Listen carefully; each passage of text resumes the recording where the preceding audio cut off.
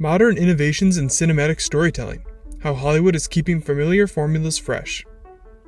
Innovate or die. The modern cinematic landscape has been no stranger to unoriginality. There have been countless occasions where I've walked out of a film feeling like I had just watched a copy and paste retread of something else. It is by no means a bad thing to take inspiration from other property, but the line between inspired by and becoming derivative is thin. The standard type A story no longer satisfies audiences without creative enhancement. Filmmakers have to find new and creative ways of telling a story or be subjected to the criticism of not bringing anything new to the table. Luckily for us film fans, some filmmakers have answered that challenge. From major studios to indie filmmakers, the past decade has been witness to a push for fresh storytelling. There have been many films that have found creative ways to enhance traditional cinematic stories. Though many avenues have been experimented with, the two that I wanted to dive into were innovation in the medium and innovations in writing. A change of perspective.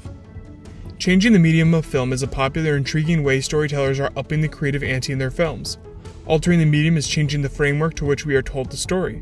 Rather than just being passive observers of the story like in a traditional film, filmmakers have tried to supplant us in a more active role and perspective in the story. The example that we are most familiar with is the found footage technique popularized by the Blair Witch Project. Come on! I hear him downstairs! Come on! Found footage films take audiences into the perspective of the film story itself as audiences feel like they have discovered the footage of the movie themselves. This technique was used and then overused for the next 20 years in everything from horror hits including Paranormal Activity, comedies such as Project X, and family films like Earth to Echo.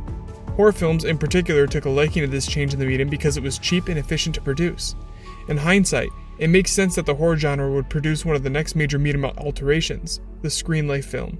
Screen-life films are movies in which the entire film takes place on screens, typically laptops, and the audiences watch as if they are viewing the laptop themselves. The first film to bring this change to the medium in the mainstream was the horror film Unfriended.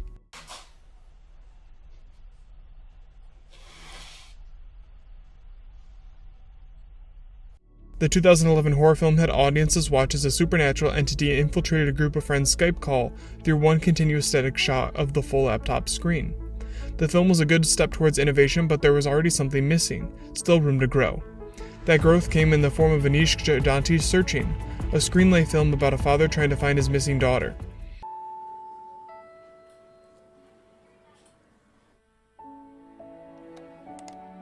The reason why Searching worked better than Unfriended is its utilization of the screen-life medium. Instead of limiting itself to a single laptop screen for the entire runtime, Searching utilizes different types of screens such as phones, security cameras, etc. The filmmakers pushed their ability as to what they could show audiences. They also found a way to guide the viewer's eye. To make the screen-life film more digestible to viewers, Jaidanti opted to utilize artificial zooms and pans on the predominantly digital created shots. This camera movement cues the viewer as to what the character is focusing on instead of the static shot approach used in Unfriended. The filmmakers also recreated identifiable old computer operating systems and websites to indicate to the audience time periods. This technique is used expertly in the film's opening sequence. Through these various tweaks to the screen-life medium, Searching took the subgenre from being a gimmick to a tool that improves and aids the story. Getting creative in production. There have also been different steps taken in the actual production of the films that I would consider changes in the medium. A recent push by indie filmmakers is utilizing equipment that is not considered industry standard, specifically an iPhone. The first notable appearance of a fully iPhone-shot film is Sean Baker's Tangerine. Baker, of the Florida Project fame, in an effort to save money, decided to shoot on an iPhone using an app to regulate quality. Christmas Eve, we're going to go our separate ways, because I think that's a lot easier than calling our family and trying to explain why we have to be bailed out. And would continue to use iPhones to shoot scenes and films even when the budget was not of concern. This trend continued to establish filmmakers as Steven Soderbergh, director of Ocean's 11, shot his psychological thriller Unsane completely on an iPhone. Another short-lived push to innovate came in the film Hardcore Henry, an action film that was shot in the first-person point of view of the main character for the entire runtime.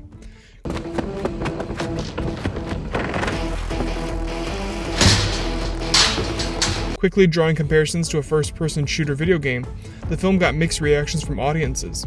This format, while fun and different, led to some queasy stomachs.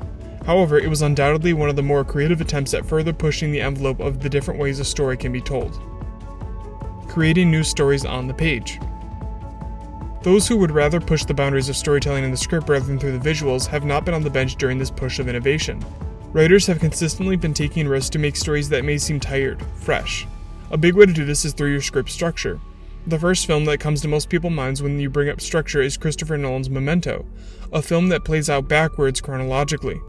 Unfortunately for a lot of us, Memento came out over 2 decades ago, making it hardly modern.